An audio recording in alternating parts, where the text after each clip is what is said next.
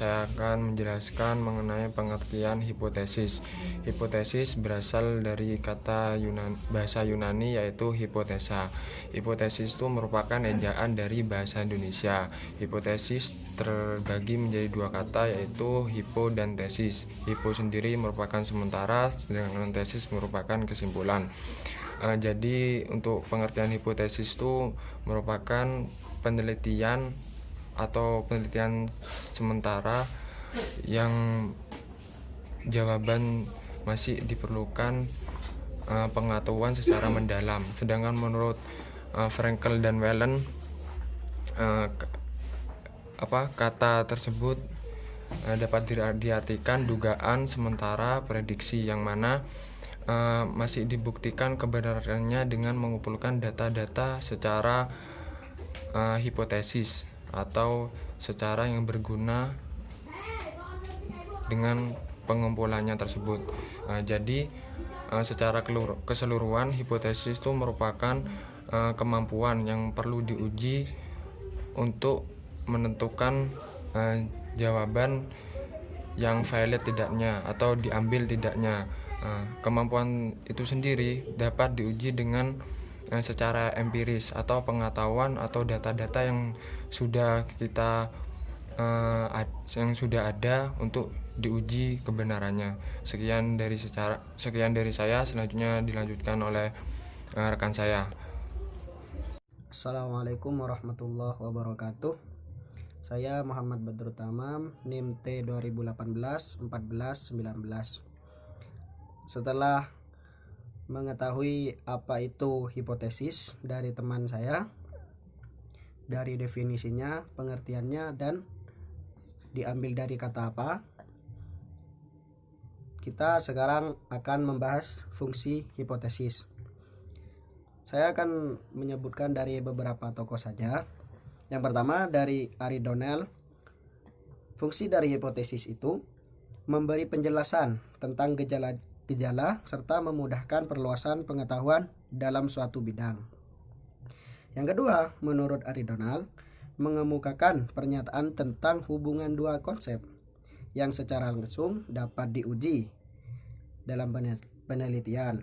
Yang ketiga, memberikan arah pada penelitian. Yang keempat, memberi kerangka pada penyusunan kesimpulan penelitian. Atau yang dari pendapat ahli yang terkenal, yaitu Profesor Dr. Nasution. Fungsi dari hipotesis itu menurut beliau ada 3. Yang pertama, fungsi hipotesis untuk mengkaji kebenaran teori. Yang kedua, memberikan gagasan baru untuk mengembangkan suatu teori. Yang ketiga, memperluas pengetahuan penelitian mengenai suatu gejala yang sedang dipelajari. Dan masih banyak lagi pendapat-pendapat ahli tentang fungsi hipotesis ini. Selanjutnya akan dilanjutkan oleh teman saya. Sekian, terima kasih. Bismillahirrahmanirrahim. Assalamualaikum warahmatullahi wabarakatuh. Nama saya Feriza Nurofika Nasri, NIM T 2018 1426. Di sini saya akan sedikit menjelaskan mengenai jenis-jenis hipotesis. Hipotesis adalah bagian terpenting dalam penelitian yang harus terjawab sebagai kesimpulan penelitian itu sendiri. Hipotesis bersifat dugaan, karena itu peneliti harus mengumpulkan data yang cukup untuk membuktikan bahwa dugaannya itu benar. Peneliti juga dituntut kemampuannya untuk dapat merumuskan hipotesis ini dengan jelas. Beberapa persyaratan untuk hipotesis sebagai berikut. Yang pertama, hipotesis harus dirumuskan dengan singkat tetapi jelas. Yang kedua, hipotesis harus dengan nyata menunjukkan adanya hubungan antara dua variabel atau lebih. Yang ketiga, hipotesis harus didukung oleh teori-teori yang dikemukakan oleh para ahli atau hasil penelitian yang relevan. Ada 2 jenis hipotesis yang digunakan dalam penelitian, yakni hipotesis kerja dan hipotesis nol. Yang pertama, hipotesis kerja. Hipotesis kerja ini disebut juga dengan hipotesis alternatif, disingkat atau dinyatakan dengan HA. Hipotesis kerja menyatakan adanya hubungan antara variabel X dan Y atau adanya perbedaan antara dua kelompok. Rumusan hipotesis kerja yang pertama, jika X maka Y. Contohnya, jika orang banyak makan maka berat badannya akan naik. Yang kedua, ada perbedaan antara X dan Y. Contohnya, ada perbedaan antara penduduk kota dan penduduk desa dalam cara berpakaian. Yang ketiga, ada pengaruh antara X terhadap Y. Contoh, ada pengaruh makanan terhadap berat badan. Kemudian, jenis hipotesis yang kedua yakni hipotesis nol, disingkat dengan HO. Hipotesis nol ini sering juga disebut hipotesis statistik karena biasanya dipakai dalam penelitian yang bersifat statistik, yaitu diuji dengan perhitungan statistik. Hipotesis nol menyatakan tidak adanya perbedaan antara dua variabel atau tidak adanya pengaruh variabel X terhadap variabel Y. Pemberian nama hipotesis nol atau hipotesis nihil dapat dimengerti dengan mudah karena tidak ada perbedaan antara dua variabel. Dengan kata lain, selisih variabel pertama dengan variabel kedua adalah nol atau nihil. Rumusan hipotesis nol yang pertama yakni tidak ada perbedaan antara X dengan Y. Contohnya, tidak ada perbedaan antara mahasiswa tingkat pertama dan mahasiswa tingkat kedua dalam disiplin kuliah. Yang kedua, tidak ada pengaruh X terhadap Y. Contohnya, tidak ada pengaruh jarak dari rumah ke sekolah terhadap kerajinan mengikuti kuliah. Baik, mungkin itu saja yang dapat saya sampaikan. Kurang lebihnya mohon maaf. Semoga bermanfaat. Usikum wa nafsi bitaqwallah. Wassalamualaikum warahmatullahi wabarakatuh. Assalamualaikum warahmatullahi wabarakatuh. Saya Finatika Fajrin, NIM T2018-1433. Di sini saya akan menjelaskan tentang cara menyusun hipotesis. Baik, sebelumnya Nazir menyatakan bahwasanya dalam merumuskan hipotesis itu bukanlah hal yang mudah. Jadi terdapat banyak kesukaran dalam membuat hipotesis. Di antaranya yaitu yang pertama, tidak ada kerangka teori. Maksudnya itu tidak ada pengetahuan tentang kerangka teori yang terang atau jelas. Nah, yang kedua yaitu kurangnya kemampuan untuk menggunakan kerangka teori yang ada. Jadi meskipun ada kerangka teorinya tapi tidak digunakan dengan semaksimal mungkin. Yang ketiga yaitu gagal berkenalan dengan teknik-teknik penelitian yang ada untuk menerangkan kata-kata yang ada dalam hipotesis itu secara benar atau jelas. Nah, itulah beberapa kesukaran yang ada dalam membuat hipotesis. Nah, untuk membuat hipotesis itu sendiri, peneliti dituntut kemampuannya untuk merumuskan hipotesis dengan jelas. Yang pertama yaitu hipotesis yang dibuat itu harus dengan singkat tetapi jelas. Yang kedua yaitu hipotesis harus dengan nyata, artinya yaitu menunjukkan adanya hubungan antara dua variabel atau lebih dari dua variabel. Yang ketiga yaitu hipotesis itu harus didukung oleh teori-teori yang dikemukakan oleh para ahli atau hasil dari penelitian yang relevan. Hipotesis dapat disusun dengan dua pendekatan. Yang pertama yaitu pendekatan deduktif, yang kedua dengan pendekatan induktif. Yang pertama secara deduktif. Di sini hipotesis ditarik dari teori. Suatu teori terdiri dari proporsi-proporsi. Nah, sedangkan proporsi menunjukkan hubungan antara dua konsep. Nah, dari proporsi inilah yang merupakan postulat-postulat yang daripadanya itu disusun sebuah hipotesis. Yang kedua yaitu secara induktif. Dengan pendekatan ini bertolak pengamatan empiris, seperti contoh di kehidupan masa lampau. Nah, di masa lampau kita mengetahui bahwasanya kecelakaan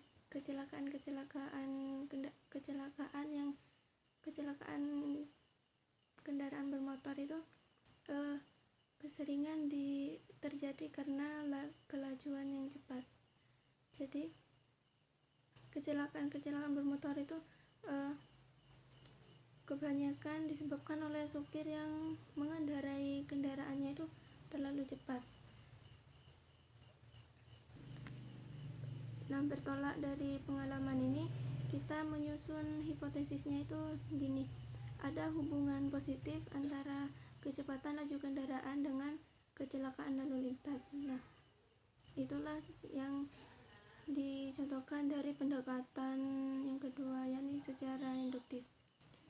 Baik, sekian dari saya. Wassalamualaikum warahmatullahi wabarakatuh. Assalamualaikum warahmatullahi wabarakatuh. Perkenalkan, nama saya Elisa Ratna Dewi, NIM T2018-1434. Di sini saya akan menjelaskan tentang pengujian hipotesis. Pengujian hipotesis pada prinsipnya merupakan proses yang terus-menerus karena ilmu merupakan suatu proses. Akan tetapi, di dalam menganalisis hasil uji hipotesis ada pernyataan yang sebaiknya berupa kepastian yang final. Sebaiknya dapat dibuat menjadi data atau temuan yang sesuai dengan hipotesis. Pengujian hipotesis memiliki beberapa fokus, di antaranya yang pertama yaitu arah hubungan. Dalam membicarakan suatu hubungan akan ada dua konsep yang terkait dengan satu sama lainnya. Di dalam hubungan antara variabel, maka yang dibicarakan adalah keterkaitan antara satu variabel dengan variabel lainnya. Berdasarkan sifatnya, hubungan antara dua variabel dapat dibedakan menjadi hubungan yang simetris, hubungan yang resiprokal, dan hubungan yang asimetris. Yang kedua yaitu bentuk hubungan. Berdasarkan bentuknya, suatu hubungan kausalitas dapat dibedakan menjadi hubungan linear atau lurus dan non-linear. Hubungan linear terjadi jika perubahan nilai pada suatu variabel diikuti oleh perubahan nilai pada variabel lainnya secara konsisten atau tetap. Contohnya adalah hubungan antara jumlah penduduk dengan tingkat kepadatannya. Sedangkan hubungan nonlinear atau disebut dengan bentuk kurva, lengkung atau tidak lurus merupakan suatu hubungan yang terjadi jika perubahan nilai pada suatu variabel diikuti oleh perubahan nilai pada variabel yang lain ke arah tertentu. Namun pada satu titik tertentu perubahan tersebut bergerak ke arah yang berlawanan. Dan yang ketiga yaitu hubungan positif dan negatif.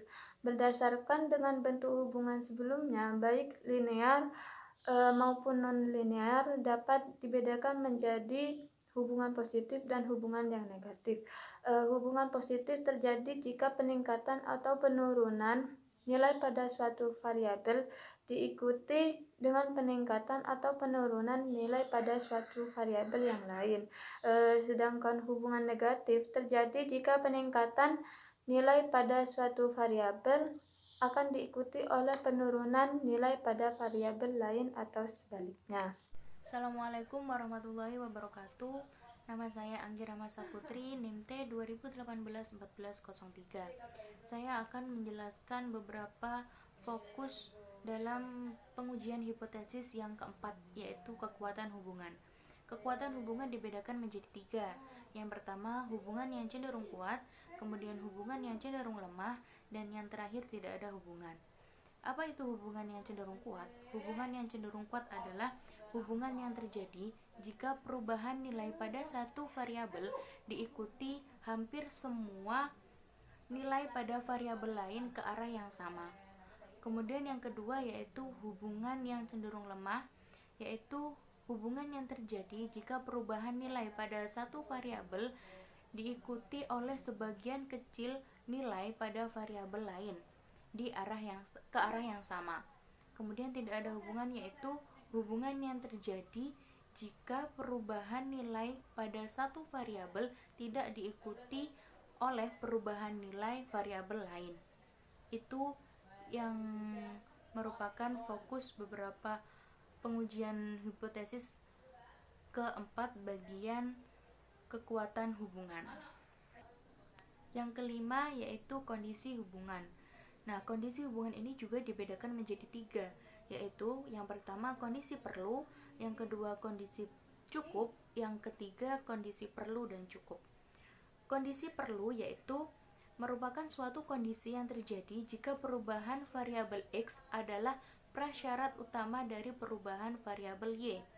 Jadi, perubahan variabel Y tergantung pada keberadaan variabel X, tetapi variabel X bukan salah satu faktor penyebab terjadinya perubahan pada variabel Y. Contohnya, orang ingin mendapatkan pekerjaan, syaratnya harus memiliki ijazah pendidikan.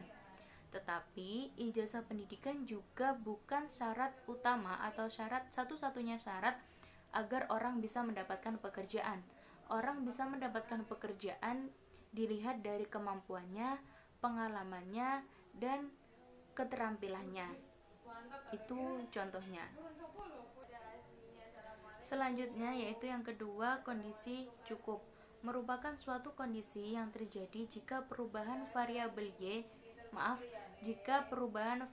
X dapat menimbulkan perubahan pada variabel Y, tetapi perubahan variabel Y tidak tergantung pada variabel X. Contohnya, banyak orang pengangguran akan menyebabkan kerusuhan, tetapi bukan hanya pengangguran saja yang bisa menjadikan kerusuhan. Bisa saja terjadi karena ketidaknyamanan masyarakat atau ketidakpuasan dari masyarakat tersebut. Yang terakhir yaitu kondisi perlu dan cukup. Kondisi perlu dan cukup ini akan terjadi jika perubahan pada variabel X adalah satu-satunya sumber perubahan pada variabel Y. Contohnya, penyebab AIDS hanya satu, yaitu virus HIV. Itu tadi penjelasan dari saya. Apabila ada salah-salah kata, saya mohon maaf. Assalamualaikum warahmatullahi wabarakatuh. Assalamualaikum warahmatullahi wabarakatuh. Sebelumnya saya akan memperkenalkan diri. Nama Roy Kurniawan, NIM T2018-1407. Saya akan memberikan contoh soal pengujian hipotesis. Contoh uji hipotesis.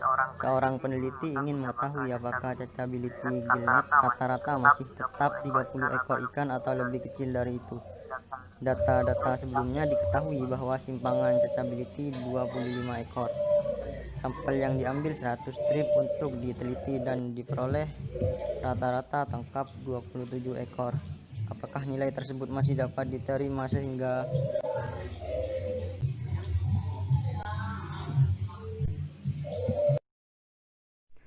diketahui N itu adalah sampel yang akan diambil dalam soal sama dengan 100.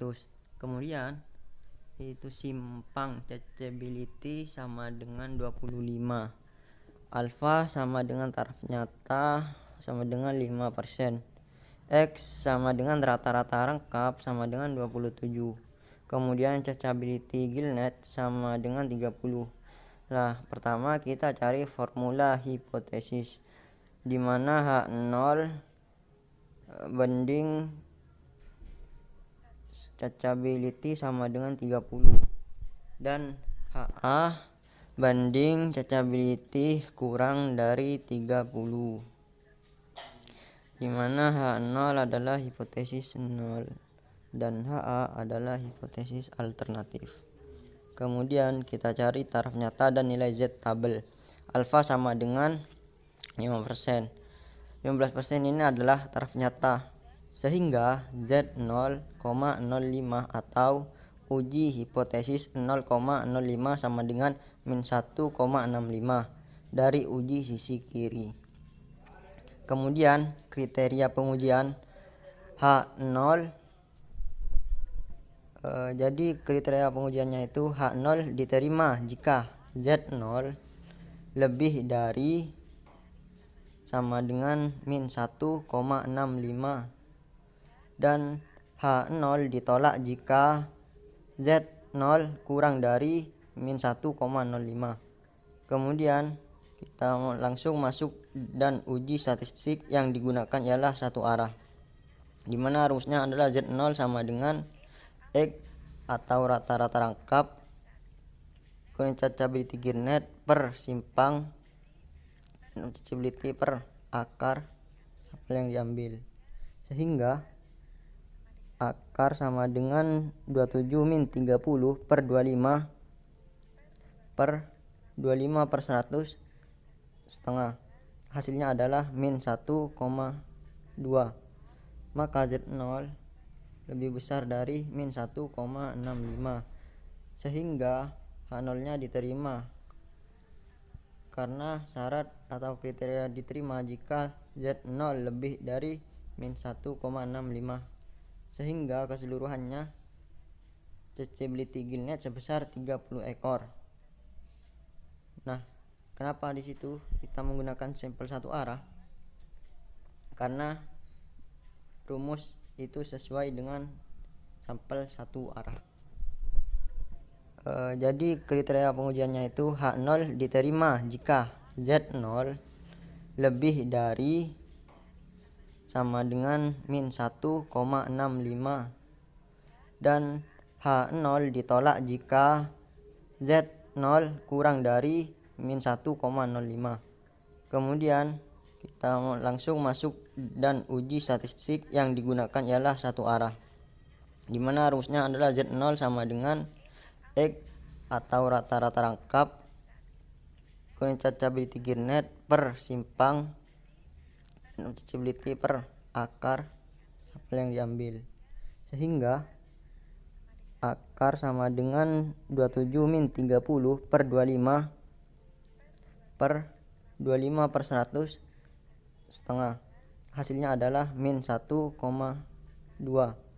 Maka Z0 lebih besar dari min 1,65 sehingga H0 nya diterima karena syarat atau kriteria diterima jika Z0 lebih dari min 1,65 sehingga keseluruhannya Coincidability Girnet sebesar 30 ekor. Nah, kenapa di situ kita menggunakan sampel satu arah? Karena rumus itu sesuai dengan sampel satu arah. Itu tadi penjelasan dari kelompok kami. Apabila ada salah-salah kata ataupun penulisan, kami mohon maaf yang sebesar-besarnya. Assalamualaikum warahmatullahi wabarakatuh.